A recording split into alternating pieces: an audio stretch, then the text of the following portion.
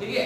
आपका जो advance portion है उसका जो है आपका मेंस्ट्रुएशन क्षेत्रमिति क्या है दोस्तों, आपका क्षेत्रमिति। क्षेत्रमिति का जो है 2 डायमेंशन 2D फिगर में आज हम देखेंगे चतुर्भुज। दोस्तों क्या लिखेंगे, चतुर्भुज। क्या लिखेंगे, चतुर्भुज। ठीक है, चतुर्भुज जो कि आपका होता है कोऑर्डिनेटर। कोऑर्डिनेटर, ठीक है। अब चतुर्भुज क्या होता है, चतुर्भुज कितने टाइप्स के होते हैं, ठीक है दोस्तों। चतुर्भुज जो है, चतुर्भुज सबसे पहले क्या है, ऐसी आकृति, ऐसी शेप जिसमें 4 भुजाएं हैं। 4 भुजाओं से मिलकर बनी आकृति जो है चतुर्भुज कहलाती है। ठीक है, इसमें 4 भुजाएं हैं चतुर्भुज।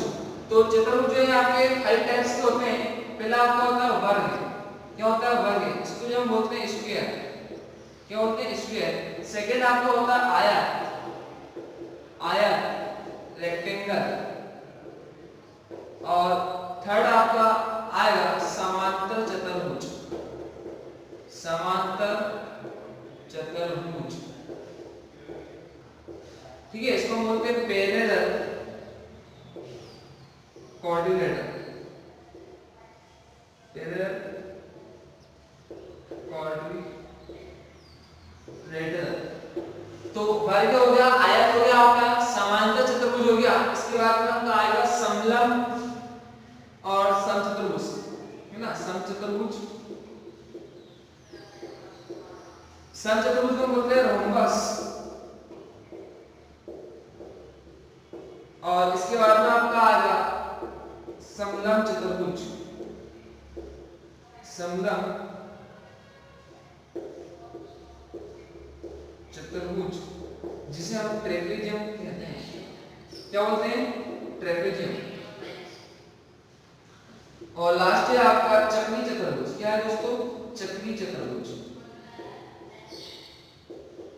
जो कि साइक्लिक कोऑर्डिनेटर। ये जो है हमने अभी चतुर्भुज देखे, चतुर्भुज के टाइप्स देखे। तो मैं आपको 6 प्रकार के चतुर्भुज अभी बता रहा हूं। ठीक है दोस्तों, कितने प्रकार के, 6 प्रकार के चतुर्भुज आपको मैं बता रहा हूं। तो जिसमें कि चतुर्भुज जिसकी 4 भुजाएं वो आपका चतुर्भुज कहलाएगा। पहला है आपका वर्ग, स्क्वायर। सेकंड है आयत, रेक्टेंगल। समांतर चतुर्भुज, पैरेलल कोऑर्डिनेटर। समचतुर्भुज, रम्बस। समलंब चतुर्भुज, ट्रेपेजियम। और चक्री चतुर्भुज, साइक्लिक कोऑर्डिनेटर। ठीक है दोस्तों, क्या है, साइक्लिक कोऑर्डिनेटर। तो आप जो है हम इन सबको डीपली देखने वाले हैं। ठीक है, तो दोस्तों आप बने रहिए मेरे साथ, वीडियो को पूरा देखना है आपको। ठीक है, इस वीडियो में आपका जो पूरा चतुर्भुज कंप्लीट हो जाएगा, 2 डायमेंशन का जो कि एडवांस का पोर्शन है। ठीक है, तो स्टार्ट करते हैं वर्ग। ठीक है दोस्तों, इससे स्टार्ट कर रहे हैं वर्ग। वर्ग मतलब तो स्क्वायर। स्क्वायर क्या होता है, वर्ग क्या होता है, ये जो है आपको पता होना चाहिए कि स्क्वायर जो है वर्ग क्या होता है। दोस्तों वर्ग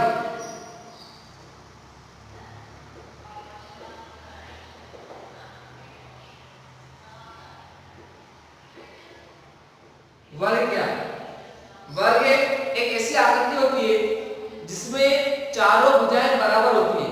इसकी चारों भुजाएं की माप बराबर होती है। ऐसी आकृति इसकी चारों भुजाओं की माप बराबर हो, आपकी वर्ग कहलाएगी। इससे मैं यहाँ पर आकृति बनाता हूँ। ठीक है, तो ये मैंने आकृति बनाई है, एक जो है स्क्वायर है, वर्ग है, क्योंकि अगर इसकी भुजा की माप a सेंटीमीटर है, ए भी a होगी, ये भी a होगी, ये भी a होगी।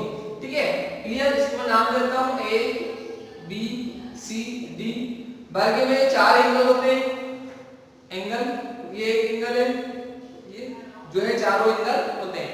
तो वर्ग की पहली कंडीशन है कि चारों भुजाएं बराबर होती है, चारों साइड इक्वल होती है और चारों एंगल, चारों कोण बराबर होते हैं। ठीक है, अब टोटल कितना होता है, एंगल 360 होता है। 360 को 4 बराबर भागों बांटेंगे तो एक एंगल कितना आएगा, 90। तो चारों एंगल जो है यहाँ पर 90 होते हैं। कितने कितने होते हैं, 90 डिग्री होते हैं। वर्ग क्या, प्रत्येक कोण एवरी एंगल 90 डिग्री का होता है। कितने होता है, 90 डिग्री का। ठीक है, अब जो है हमको वर्ग में क्या होती है, चारों साइड इक्वल, चारों भुजाएं बराबर होती है। क्या होती है, चारों भुजाएं बराबर होती है। और जो है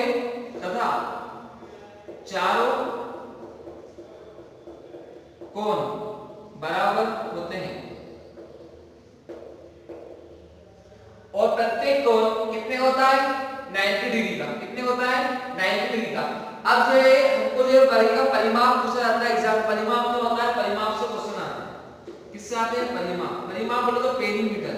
पेरीमीटर क्या होता है, तो परिमाप क्या होता है, कोई व्यक्ति इस स्थान से चलना प्रारंभ करेगा तो यहाँ से यहाँ तक, यहाँ से यहाँ तक, यहाँ से यहाँ तक, यहाँ से यहाँ तक, मतलब उस आकृति के चारों ओर की लेंथ बोल सकते हो कि उसकी चारों ओर की जितनी दूरी तय करेगा, जितने लेंथ तय करेगा, उसी को परिमाप कहते हैं। तो परिमाप क्या हो गया करिएगा, किसी भी आकृति का परिमाप। परिमाप क्या होता है, उसके चारों ओर की लेंथ। ठीक है, तो परिमाप यहाँ पे क्या होगा, a plus a plus a plus a कितना हो गया 4a। यहाँ पर क्या है, भुजा की माप है। यहाँ पर क्या है, भुजा की माप कुछ भी हो सकती है। ठीक है, तो मैं क्या बोल दूंगा 4 इंटू भुजा या 4 इंटू साइन। ये सेंटीमीटर में हो, मीटर में, कुछ भी आपको जो यूनिट क्वेश्चन में दी रहेगी। तो वर्ग का परिमाप क्या हो गया 4 इंटू भुजा। ठीक है दोस्तों, इसी प्रकार से अब मुझे क्षेत्रफल निकालना है इसका। ठीक है, क्षेत्रफल, तो क्षेत्रफल जो है, एरिया जो है इसका क्या निकालना, मुझे एरिया निकालना है।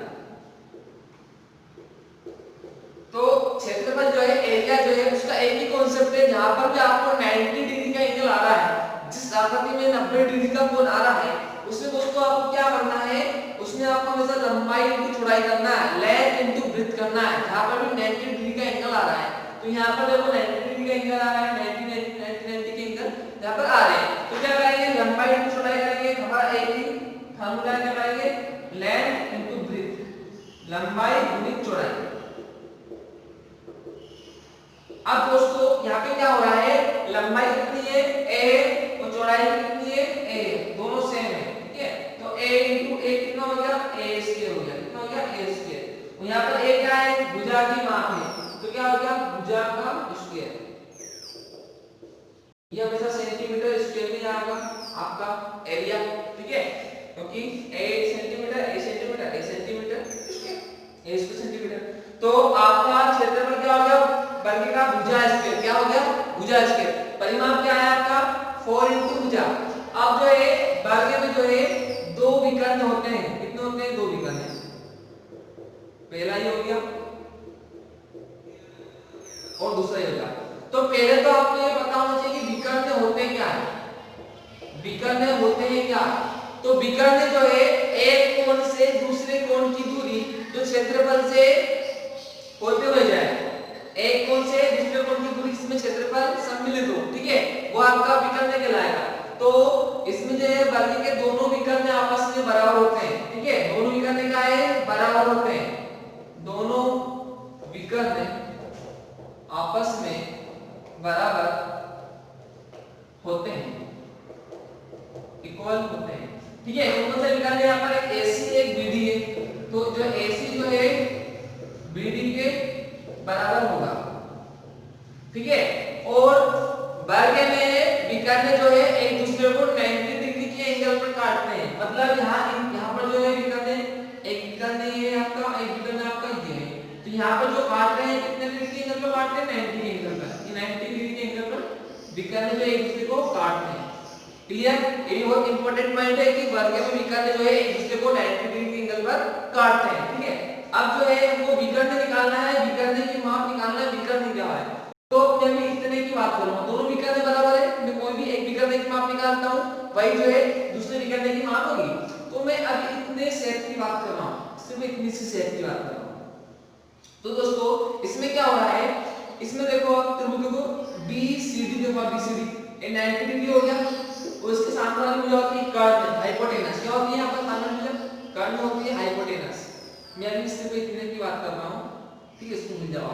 ये क्या होगी, कर्ण हो गया आपके, हाइपोटेनस, ये आपका बेस हो गया आधार, ये आपका लंब। दोस्तों मैं जो है यहाँ पर विकर्ण निकालूंगा वो पाइथागोरस की प्रमेय है, पाइथागोरस प्रमेय में उसकी हेल्प से यहाँ पर जो मैं विकर्ण को ज्ञात करूंगा। तो विकर्ण क्या है, मतलब कर्ण है जो आपका, वही विकर्ण है। तो पाइथागोरस प्रमेय क्या होती है, कर्ण का स्क्वायर इक्वल टू लंब का स्क्वायर प्लस आधार का स्क्वायर। दोस्तों जो आपका कर्ण है वही यहाँ पर आपका क्वेश्चन में क्या यहाँ पर विकर्ण है, तो विकर्ण का स्क्वायर लंब यहाँ पर कितना दिया है a सेंटीमीटर, कितना है a, तो a का स्क्वायर प्लस आपको जो है सॉरी लंब a है, आधार भी आपका a, क्योंकि वर्ग में जो है चारों भुजाएं इक्वल होती है, ठीक है। तो यहाँ भी a भी आपका लंब भी a है और आधार भी आपका a है। अब क्या करूंगा मैं, a स्क्वायर कितना हो गया 2 a स्क्वायर हो गया दोस्तों।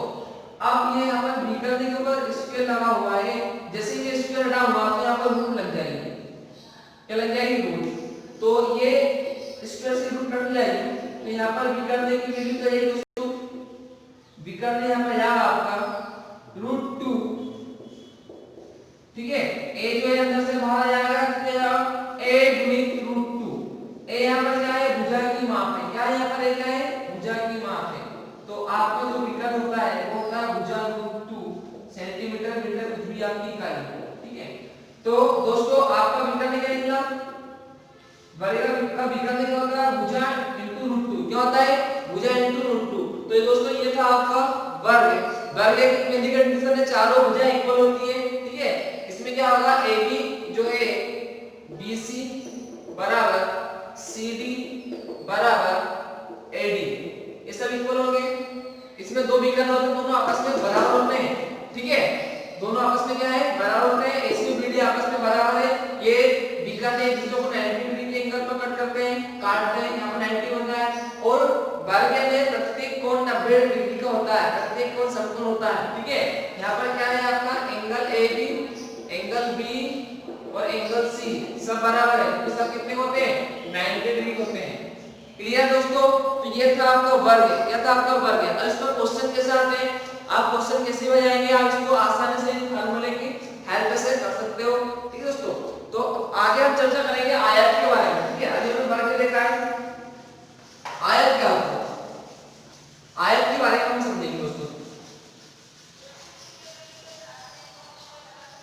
तो आयत वर्ग में क्या था, चारों भुजाएं बराबर होती है, तो आयत में क्या होगा दोस्तों, आयत जो है आपका इसको बोलते हैं रेक्टेंगल, तो इसमें जो है आमने सामने की भुजा इक्वल होगी, अपोजिट साइड इसमें इक्वल होती है आयत में, रेक्टेंगल में क्या होती है अपोजिट साइड जो इसमें इक्वल होती है रेक्टेंगल में, आयत में। तो हमारा अगला टॉपिक है आयत में, ठीक है, इसको बोलते हैं रेक्टेंगल। दोस्तों आयत की डेफिनेशन क्या है, आमने सामने या विपरीत या अपोजिट कुछ भी आप बोल सकते हो, ठीक है, आमने सामने की भुजाएं बराबर। सिर्फ आपको इतना सा ध्यान रखना है कि जब भी ऐसी आकृति आए जिसमें आमने सामने की भुजा बराबर हो, वो आपका आयत कहलाएगा। जैसे मैंने ये आकृति बनाई, ठीक है दोस्तों, तो यहाँ पर आप देख सकते हो इस आकृति में थोड़ा आपको देखने में लग रहा होगा कि इस भुजा की जितनी माप है उसके सामने वाले भुजा की भी उतनी ही माप है, मतलब ये भुजा की माप A है तो ये भी A होगी, इसकी माप B है तो ये भी B होगी। तो इससे क्या क्लियर हो रहा है कि आमने सामने की भुजाएं जो है आपस में बराबर है। और इसमें क्या है प्रत्येक कोण 90 होते हैं, इसमें भी आयत में भी जो है प्रत्येक कोण 90 डिग्री के होते हैं, ठीक है दोस्तों। यहाँ पर जो मैं इसमें नाम देता हूँ ABCD, क्या नाम है यहाँ पर ABCD। आयत में जो है दो विकर्ण होते हैं और दोनों विकर्ण आपस में बराबर होते हैं, ठीक है, यहाँ पर दोनों विकर्ण आपस में बराबर होते हैं। जैसे कि मैं यहाँ पर बोलता हूँ कि इसमें क्या है आमने सामने की भुजा बराबर होगी और कौन सी होगी AD जो है किसके बराबर है, AD BC के बराबर है, किसके बराबर है BC के, और AB जो है किसके बराबर है, AB जो है DC के बराबर है, ठीक है दोस्तों। इसके बाद क्या हो रहा है यहाँ पर प्रत्येक एंगल इसमें भी जो है 90 डिग्री के होते हैं, एंगल B एंगल A बराबर एंगल C बराबर एंगल D कितने के होंगे 90 डिग्री के होंगे दोस्तों, क्लियर। इसके बाद जो है इसमें भी क्या होगा, जब विकर्ण जो है दोनों आपस में बराबर होंगे तो आपका पहला विकर्ण क्या है, विकर्ण दोनों आपस में बराबर होते हैं, विकर्ण AC जो है विकर्ण BD के बराबर होगा, ठीक है दोस्तों। और बीकर जो है आपस में एक दूसरे को 90 डिग्री के एंगल पे मारते हैं, ये भी आप लोगों को ध्यान में रखना है।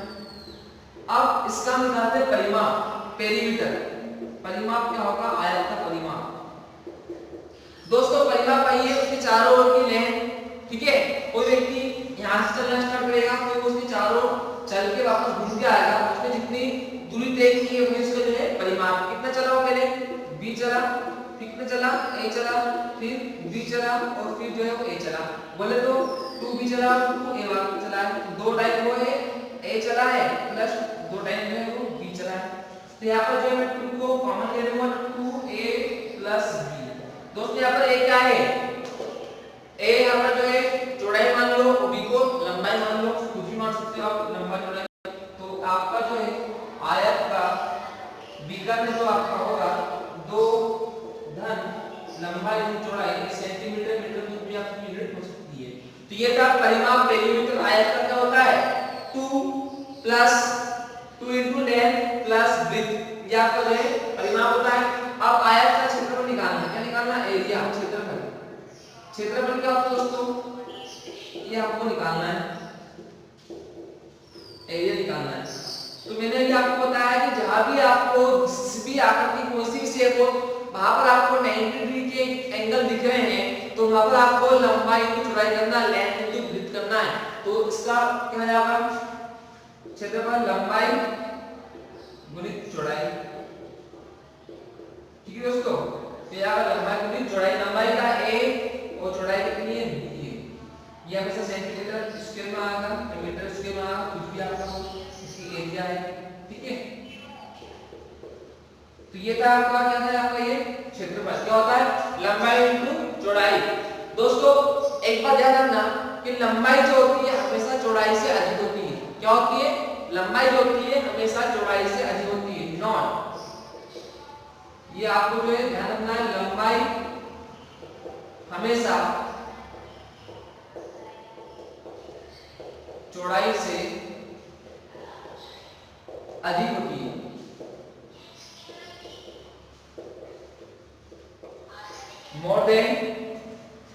More than length from breadth, ठीक है दोस्तों। तो अब क्या होगा यहाँ पे? अब आपको निकालना है इसका बीकर। दोनों बीकर समान होते हैं, सेम होते हैं। तो पहले मैं इसकी बात करूंगा, इस शेप की, है ना। BCD में देखो आप, एक करने का वैल्यू निकलेगी, दोनों सेम होंगे, दोनों इक्वल होंगे, दोनों इक्वल मिल जाएगी। तो इसमें क्या करूंगा? ये मेरा करंट हो गया, इसी को हम बोलते हैं बीकर ने। पाइथागोरस में लगाएंगे, ठीक है। तो क्या जाएगा? करने का स्क्वायर, क्या जाएगा दोस्तों? करने का स्क्वायर बराबर क्या जाएगा? लंब का स्क्वायर प्लस आधार का स्क्वायर। आप दोस्तों यहाँ पर लंब कितना है? यहाँ पर आप जो है लंब मान सकते हो b को, आधार मान सकते हो a को, ठीक है। तो आप लंब a को मान लो तो आधार क्या जाएगा? b, ठीक है। आप ये काटने, यहाँ पे क्या करना है?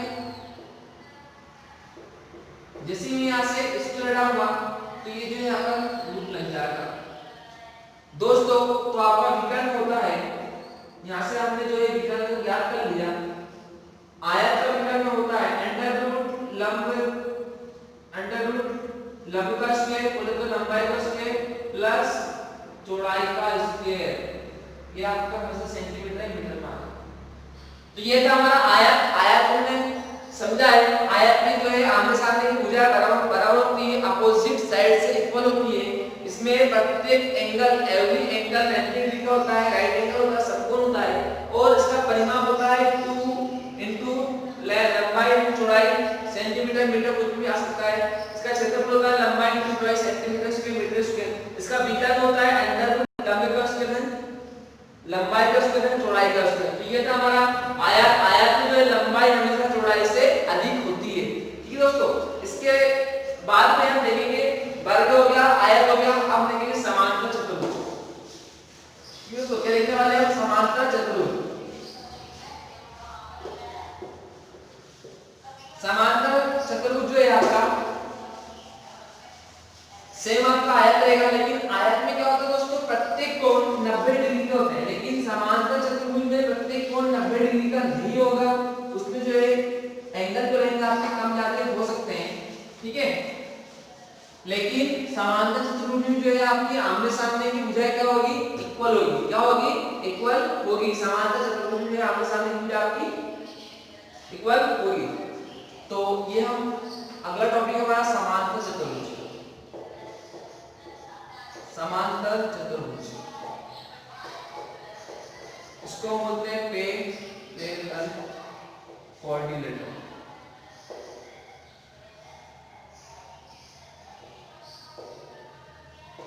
ठीक है दोस्तों, तो समांतर चतुर्भुज में क्या होगा, आमने सामने की भुजाएं बराबर होगी, आमने सामने की जो है साइड से होगी, अपोजिट साइड होगी, इक्वल होगी, लेकिन प्रत्येक कोण 90 डिग्री का नहीं होगा। ठीक है, प्रत्येक कोण 90 डिग्री का नहीं होगा। सुनिए यहाँ पे शेप बनाता हूँ।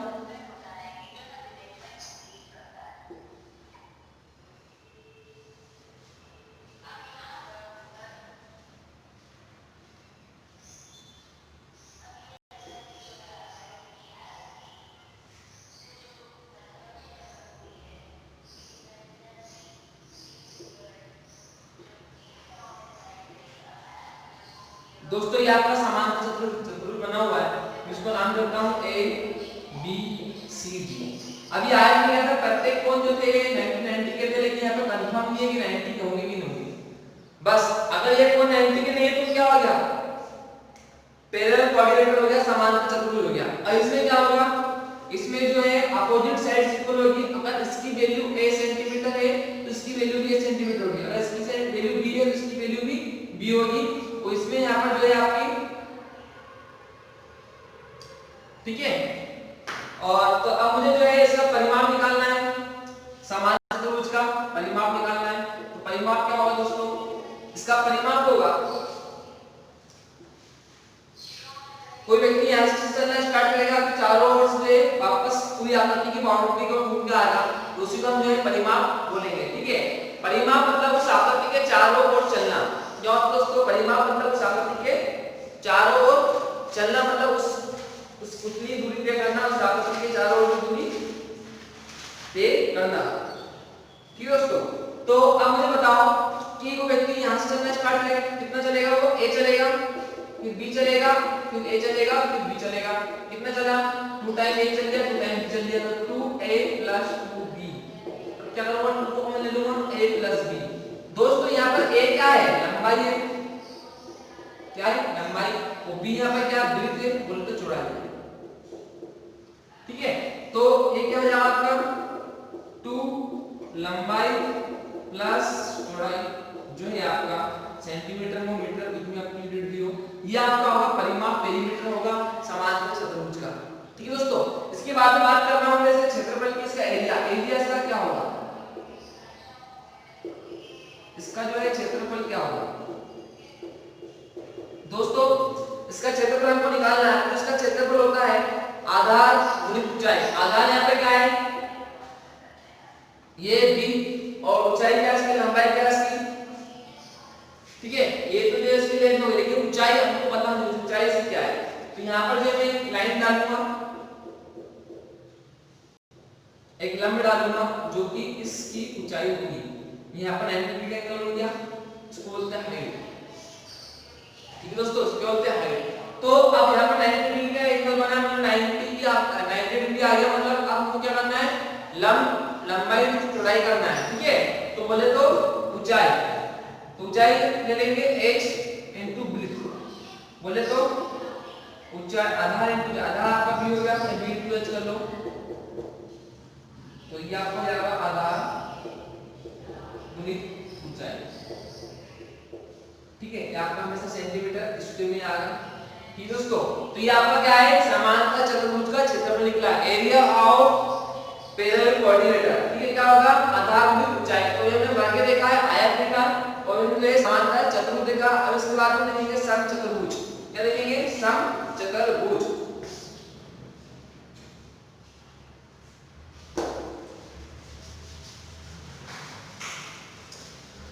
तो अभी समचतुर्भुज जो है सेम वर्ग के जैसा है, लेकिन वर्ग में क्या होता है, प्रत्येक कोण 90 डिग्री होते हैं। क्या होते हैं, प्रत्येक कोण 90 डिग्री होते हैं, लेकिन समचतुर्भुज में प्रत्येक कोण 90 डिग्री के नहीं होंगे।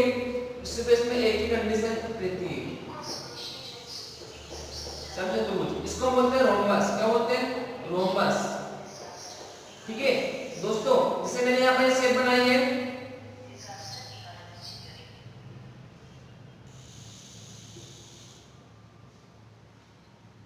समचतुर्भुज की चारों भुजाएं इक्वल होती है, अगर ये a सेंटीमीटर है, ये भी a होगी, ये भी a होगी, ये भी a होगी। ठीक है, जो कंडीशन वर्ग में वह समचतुर्भुज में रहेगी, लेकिन डिफरेंस क्या है कि वर्ग में प्रत्येक कोण 90 का होता है, ये सब 90 90 के होते हैं, लेकिन यहाँ पे 90 90 के नहीं होते हैं। ठीक है दोस्तों, तो अब क्या होगा, इसको नाम देता हूं मैं a, इसको b, इसको c, इसको d। ठीक है दोस्तों, अब जो है मुझे इसका परिमाप निकालना है समचतुर्भुज का, तो क्या करूंगा, कोई व्यक्ति हंसने में स्टार्ट करेगा, कंडीशन उसके चारों ओर की दूरी परिमाप होती है, कितना चला, a चला, फिर a चला, फिर a चला, फिर a चला, कितने टाइम में चल दिया, 4 टाइम में चल दिया, 4 into a। यहाँ पर a क्या है, भुजा की माप है, क्या है यहाँ पर, भुजा की माप कुछ भी हो सकती है। ठीक है दोस्तों, क्वेश्चन रहेगी तो 4 into भुजा, यहाँ पर सेंटीमीटर में मीटर में होएगा, कुछ भी हो सकता है, आपको मिनट दियो। तो आपका परिमाप का निकला 4 into भुजा, कितना निकला दोस्तों, 4 into भुजा। तो ये था हमारा समचतुर्भुज का परिमाप, क्या था, परिमाप 4 into भुजा। अब क्या होता है दोस्तों, समचतुर्भुज में भी दो विकर्ण होते हैं, कितने होते हैं, दो विकर्ण है। ठीक है, ये जो इसका पहला विकर्ण है और ये जो इसका दूसरा विकर्ण है, तो मैं इस विकर्ण को d1 नाम दूंगा, इसको दूंगा d2। ठीक है, दो विकर्ण होते हैं, तो समचतुर्भुज का जो है दोनों विकर्ण आपस में बराबर नहीं होते हैं, ये आपको ध्यान रखना है।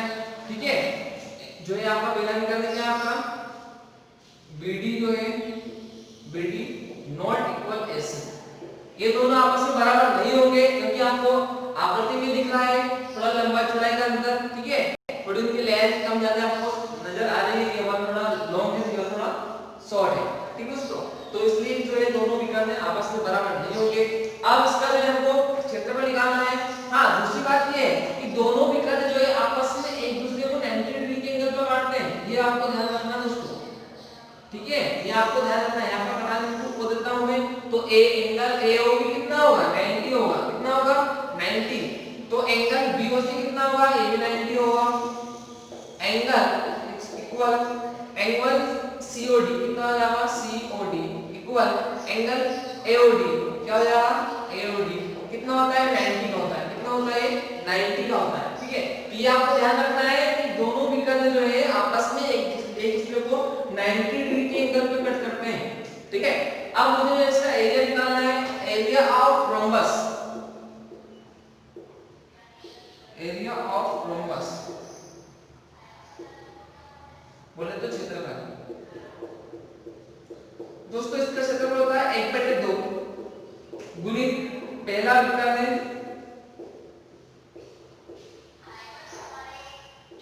गुणित दूसरा विकर्ण है, क्या होगा दोस्तों, इसका रोम्बस क्या होगा, 1/2 पहला विकर्ण है दूसरा विकर्ण है। तो पहला विकर्ण क्या है, d1 है, 1/2 into d1 into d2।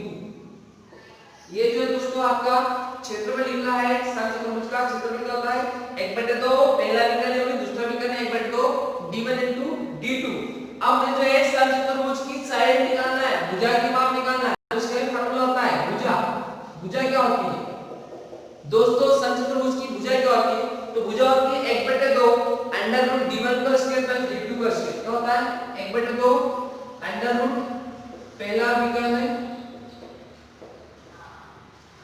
पहला विकर्ण का स्क्वायर प्लस दूसरे विकर्ण का स्क्वायर।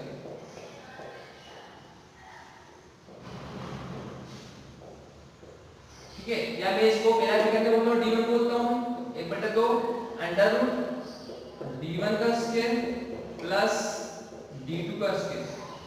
दोस्तों ये है आपकी समचतुर्भुज रोम्बस की भुजा, क्या होती है 1/2 अंडर रूट पहला विकर्ण का स्क्वायर प्लस दूसरे विकर्ण का स्क्वायर। तो हमने रोम्बस देखा, रोम्बस का परिमाप होता है 4 into भुजा, रोम्बस का क्षेत्रफल होता है 1/2 पहला विकर्ण into दूसरा विकर्ण 1/2 d1 into d2, और साइड हो जाएगी भुजा हो जाएगी इसकी, कितनी हो जाएगी भुजा इसकी 1/2 अंडर रूट d1 का स्क्वायर d2 का स्क्वायर। तो अभी हमने वर्ग देखा है, आयत देखा है। ठीक है दोस्तों, इसके बाद में समांतर देखा है और समचतुर्भुज देखा है। अब इसके बाद हम देखेंगे समलंब चतुर्भुज। देखिए दोस्तों, समलंब चतुर्भुज, तो समलंब चतुर्भुज क्या होता है, समलंब चतुर्भुज में एक कंडीशन होती है कि कोई सी भी दो भुजाएं समांतर हो, क्या हो, दो side, two side, any two side parallel, कोई सी भी दो साइड जो है उसमें पैरेलल होनी चाहिए, ये कंडीशन है समलंब चतुर्भुज की। ठीक है, क्या है, कोई सी भी दो साइड उसमें पैरेलल होने चाहिए, पैरेलल होने तो समांतर होनी चाहिए। ठीक है दोस्तों, तो हम देख रहे हैं समलंब चतुर्भुज,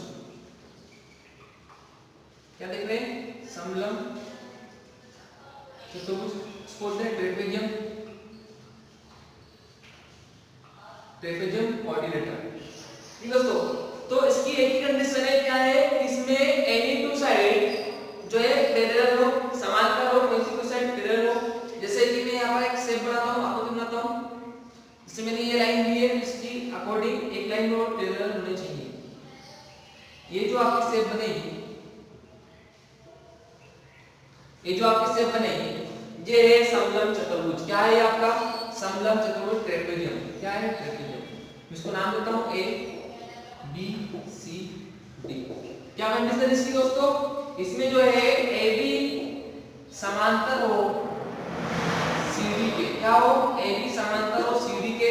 ठीक है, इसकी जो है ऊंचाई होती है, हाइट होती है, यहाँ पर 90 का एंगल बन गया, ये इसकी ऊंचाई होगी,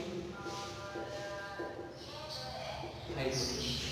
ठीक है दोस्तों, तो इसमें जो है हमको क्या निकालना है, इसका क्षेत्रफल निकालना है। समलंब चतुर्भुज का क्षेत्रफल क्या होता है, ठीक है, इन सब जो है इसका इसकी माप इसकी माप इसकी माप सबकी माप अलग अलग होती है, इसमें कोई सेम माप नहीं होती है। ठीक है, कुछ माप होती है। अगर ये आपको माप दी तो आप इन चारों को ऐड कर देना, आपको परिमाप आसानी से निकल जाएगा। परिमाप क्या हो जाएगा, चारों हो जाएगा योग। लेकिन इसमें परिमाप नहीं पूछते हैं, इसका क्षेत्रफल बहुत इंपॉर्टेंट है। तो हम इसका एरिया निकालते हैं, एरिया ऑफ ट्रेपेजियम। क्या निकालना है, एरिया ऑफ ट्रेपेजियम, बोले तो क्षेत्रफल निकालना।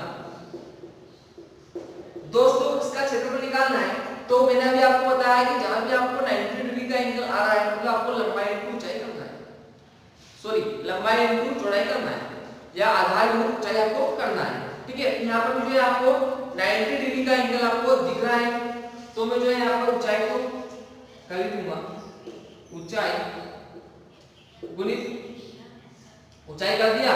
आधार यहाँ पर क्या है, यहाँ पर दो आधार हो रहे, देखो दोनों आधार अभी तक जो से आकृति थी उसमें क्या आएगी, आधार दोनों सेम थे, लेकिन यहाँ पर ए भी कुछ शॉर्ट हो गया और सीडी कुछ लॉन्ग हो गया, हो गया। तो अब मुझे क्या करना है, इन दोनों को क्या करूंगा, इन दोनों को जो है इक्वल करना है। ठीक है, इन्होंने क्या करना, मुझे इक्वल करना है, औसत करना है, एवरेज बनाना है। तो क्या करूंगा, इन दोनों को मैं ऐड कर दूंगा और दो साइड है, दो से भाग दूंगा, तो ये जो क्या हो जाएगा, एवरेज हो जाएगा। तो क्या करूंगा, प्लस एडी प्लस सीडी। ठीक है, वो दो साइड दो से भाग दूंगा, तो क्या हो गया ये दोस्तों, एवरेज हो गया। तो ये हमारा क्या आ गया, क्षेत्रफल आ गया। अब इसको थोड़ा मैं और सोल्व कर लेता हूं, ये दो है, इसको ऊंचाई दूंगा, ऊंचाई इसको क्या बोल दूंगा, समांतर भुजा, दोनों समांतर भुजा का योग, क्या ये समांतर भुजाओं का योग है। पहले तो ये 1/2 यहां से निकाल लेता हूं मैं, 1/2 इनटू एडी प्लस सीडी। ये एडी प्लस सीडी को समांतर भुजाओं का योग बोल सकता हूं। ठीक है दोस्तों, बहुत डीपली बता रहा हूं आपको मैं। तो क्या यार ये 1/2 गुणित ऊंचाई गुणित क्या जाएगा, समांतर भुजाओं का योग, समांतर भुजाओं का योग। दोस्तों ये आपका एरिया ऑफ ट्रेपेजियम आ गया। क्या आ गया इसका, इसका एरिया है एरिया ऑफ ट्रेपेजियम। ठीक है, तो आपका समलंब चतुर्भुज का क्षेत्रफल क्या होगा, 1/2 गुणित ऊंचाई गुणित समांतर भुजाओं का योग। अब आपकी जो भी यूनिट रहेगी वो सेंटीमीटर में, सेंटीमीटर स्क्वायर आएगा, मीटर में होता है मीटर स्क्वायर में आएगा। ये आपका होता है क्षेत्रफल। दोस्तों ये था आपका समलंब चतुर्भुज। क्या था, समलंब। तो अभी तक हमने देखा वर्ग देखा है, आयत देखा है, और वर्ग आयत, समांतर चतुर्भुज देखा है, समलंब देखा है और समचतुर्भुज देखा है। ठीक दोस्तों, तो इसके बाद में अगला देखेंगे चक्री चतुर्भुज। क्या देखेंगे, चक्री चतुर्भुज।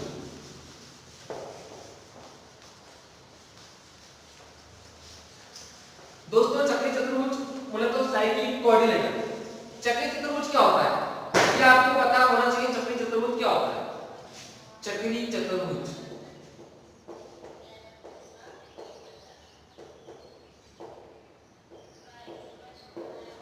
Cyclic coordinator. तो साइक्लिक कोऑर्डिनेटर जो आपका होता है वो क्या होता है, यदि किसी चतुर्भुज के चारों शीर्ष है ना, कोई भी आपका चतुर्भुज है उसके चारों शीर्ष से बिंदु किसी वृत्त की परिधि पर स्पर्श करते हैं तो वो आपका चक्रीय चतुर्भुज होगा। दोस्तों ध्यान देना क्या बोल रहा हूं मैं, यदि किसी चतुर्भुज के चारों शीर्ष बिंदु किसी वृत्त की परिधि पर स्थित हो तो ऐसे चतुर्भुज को चक्रीय चतुर्भुज हम कहते हैं। ठीक है दोस्तों, जैसे मैं भी कोई भी चतुर्भुज बनाया, मैंने एक चतुर्भुज बनाया तो इसके चारों शीर्ष से पहला ये, दूसरा ये, तीसरा ये, चारों, चौथा। ध्यान देना चक्रीय चतुर्भुज की डेफिनेशन क्या है, किसी भी चतुर्भुज के चारों शीर्ष से किसी वृत्त की परिधि पर स्थित हो तो आपका चक्रीय चतुर्भुज कहलाता है। दोस्तों तो ये आपका वृत्त बन गया। ठीक है, थोड़ा सा मैं उसको अच्छे से बनाता हूं। ये हमने जो है सर्कल बना हुआ, वृत्त बना हुआ है, तो ये इसके चारों शीर्ष जो है इसकी परिधि पर स्थित है। उसको नाम देता हूं ए बी, ठीक है। इसमें एक ही कंडीशन, इसमें दो विकर्ण होते हैं, क्या होते हैं, दो विकर्ण होते हैं और दोनों विकर्ण होते हैं। इसके बाद में इसमें क्या होता है दोस्तों, इसमें जो है अपोजिट एंगल का सम 180 होता है। चक्रीय चतुर्भुज में एक ही कंडीशन है, साइक्लिक कोऑर्डिनेटर में इसकी जो है अपोजिट एंगल, विपरीत कोण का योग कितना होता है, 180 होता है। जैसे एंगल ए जो है प्लस एंगल सी कितना होगा, 180 डिग्री होगा, और एंगल बी धन एंगल डी कितना होगा, 180 डिग्री होगा। ये जो है इन दोनों का सम 180 डिग्री होता है, अपोजिट एंगल का योग 180 डिग्री होता है।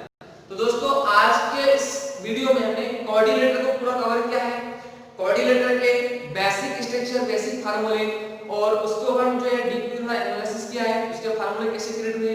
ठीक है दोस्तों, तो इसकी सहायता से आप जो है आसानी से क्वेश्चन सोल्व कर सकते हो। नेक्स्ट वीडियो में मैं कोऑर्डिनेटर पर आधारित, बेस्ड ऑन कोऑर्डिनेटर क्वेश्चन, इसी पर आधारित क्वेश्चन लाऊंगा जिसमें स्क्वायर, रेक्टेंगल, ठीक है, रोम्बस, पैरेलल कोऑर्डिनेटर और ट्रेपेजियम, मतलब सारे चतुर्भुज के जो है क्वेश्चन कंबाइंड होंगे। तो उन क्वेश्चन को हम सोल्व करेंगे अगले वीडियो में। तो ये वीडियो आपको बहुत अच्छी लगी होगी, आप इसे शेयर करें, लाइक करें। Thank you so much.